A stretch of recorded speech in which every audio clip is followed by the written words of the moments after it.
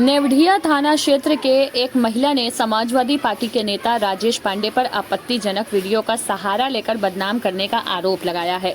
महिला का कहना है कि जौनपुर पुलिस ने उनकी शिकायत पर कोई कार्रवाई नहीं की, जिसके बाद उन्होंने कोर्ट का रुख किया। कोर्ट के आदेश के बावजूद पुलिस ने एफआईआर दर्ज नहीं की। तब जाकर महिला ने वाराणसी के डीआईजी से शिकायत की। डीआईजी के हस्तक्षेप के बाद एफआईआर दर्ज हो सकी। महिला ने सपा के एक बाहुबली नेता पर भी संलिप्तता का आरोप लगाया है। मामले में कानूनी कार्रवाई जारी है।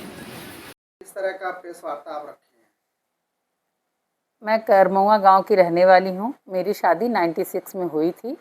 मेरे ससुर जी का 2022 में डेथ हो गया, जिसके बाद से मेरे जो देवर हैं वो मेरे पति को नशा करा के रखते थे और उनका मेरे देवर का मेरे ऊपर गलत निगाह था और वो लगातार नशे में रहने के कारण मेरे पति कुछ भी उनकी हर बात मान के। उनका नाम क्या था जो आपके जो देवर? वो राजेश पांडे। क्या आरोप है?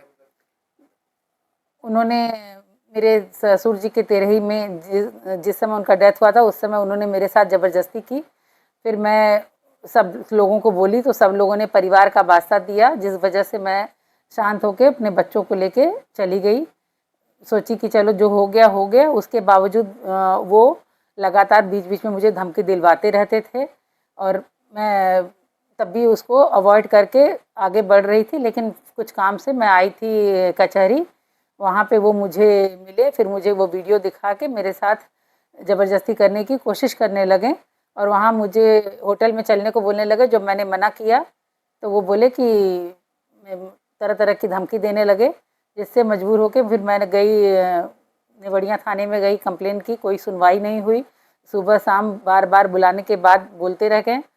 उसके बाद उसका वो सपा का गुंडा है और इतना ज़्यादा उसका प्रभाव है कि जब चारों तरफ से कहीं से कोई सुनवाई नहीं हुई तो फिर हम वहाँ पे न्यायालय में गए। 156(3) से मुकदमा हुआ। 2 तारीख को उसका ऑर्डर हो गया। ऑर्डर होने के बाद भी उस सपा के गुंडे के इतना बड़ा उसका प्रभाव था कि कुछ भी कार्रवाई हो ही नहीं रही थी। फिर हम डीआईजी साहब के पास गए, अपना कंप्लेंट दिए। 2000 अरे उसके बाद 22 तारीख को मुकदमा दर्ज हुआ और मुझे न्याय की कोई उम्मीद नहीं है। जिस तरीके से वो उसका दबाव चारों तरफ है, कुछ भी ऑर्डर के बाद भी काम नहीं हो रहा है। मैं माननीय मोदी जी, योगी जी से न्याय की उम्मीद रखते हुए ये अनुरोध कर रही हूँ कि मेरे साथ न्याय हो और उचित कार्रवाई की जाए। क्या नाम, कौन है ये? राजेश पांडे, वो मेरे चचेरे देवर हैं। और ये भी जानना चाहेंगे कि मतलब जो आपने आरोप लगाया है इनके ऊपर, हाँ, तो उसे लेकर के पुलिस वालों को क्या कहना था? वो लोग उनके इतने ज़्यादा दबाव में थे कि कुछ सुनवाई ही नहीं कर रहे थे, कुछ ध्यान ही नहीं दे रहे थे। सुबह शाम लगातार 6 महीने तक दौड़ाते ही रह गए। कुछ भी कार्रवाई नहीं हुई है। 6 महीने से दौड़ा रहे। हाँ तो कोर्ट ने जब आदेश दिया तो वो कॉपी आप लेकर थाने गए या फिर किसी बड़े अधिकारी के हाँ, पास गए? कोर्ट में जब मैं गई थी तो ये कॉपी लेके ऑर्डर का मैं गई थी और उनको दिखाई। कोई उसके बाद भी उन्होंने कहा कि हम कोर्ट के जो ऑर्डर रहता है उस पर हम कोई कार्रवाई, गिरफ्तारी नहीं करते हैं और ये एफआईआर लगा देते हैं। तो और कुछ भी उस पर कार्रवाई नहीं हुई। मजबूरन मुझे आप लोगों के पास अपनी बात रखनी पड़ गई। जौनपुर में किसी अधिकारी के पास आप? मैं जौनपुर एसपी के पास भी गई थी, वो भी उनके पूरी तरह से दबाव में हैं। उन्होंने कोई कार्रवाई नहीं की। बनारस से न्यायालय से जब आदेश हो गया है तो क्या इसको लेकर आप किसी और अधिकारी से मिली हैं? बनारस के डीआईजी से गई थी, मिली और उनके आदेश के बाद भी उन्होंने ही ऑर्डर किया, तब ये जाके रजिस्टर हुआ है। तो क्या उम्मीद है आपको, क्या कि न्याय अब मिल पाएगा या नहीं? मेरी उम्मीद सिर्फ आप ही लोगों से है। वहाँ तो उन लोग इतने, क्या है आपको न्याय की उम्मीद अब जगी कि कोर्ट ने आदेश दे दिया है, तो क्या लगता है उम्मीद कुछ आपकी जागी है या नहीं? कोर्ट के आदेश के बाद भी 20 दिन तक कोई कार्रवाई नहीं हुई।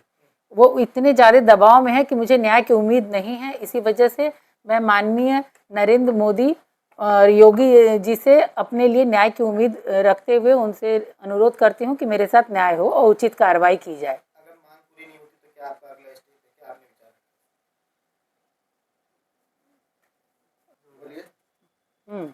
अब पूछेंगे ना। नहीं, अभी अ, न्याय नहीं मिलेगा तो क्या करूँगी? न्याय मुझे पूरी उम्मीद है कि मुझे न्याय मिलना चाहिए, और अगर जब मुझे न्याय नहीं मिलेगा, जब मैं उनके मोदी जी के संसदीय क्षेत्र से हूँ, इतनी इस सरकार में औरतों के कल्याण के लिए, सुरक्षा के लिए इतनी बड़ी बड़ी बातें की गई हैं, जब मुझे न्याय में नहीं मिलेगा तो आप किसी और जगह के लोगों को क्या उम्मीद कर सकते हैं? अगर मुझे न्याय नहीं मिलेगा, मैं योगी जी, मोदी जी से मिलने का प्रयत्न करूँगी, हार नहीं मानूंगी, जो हो सकेगा वो जरूर करूँगी, अपने हक के लिए, अपने अधिकार के लिए लड़ाई जारी रखूँगी।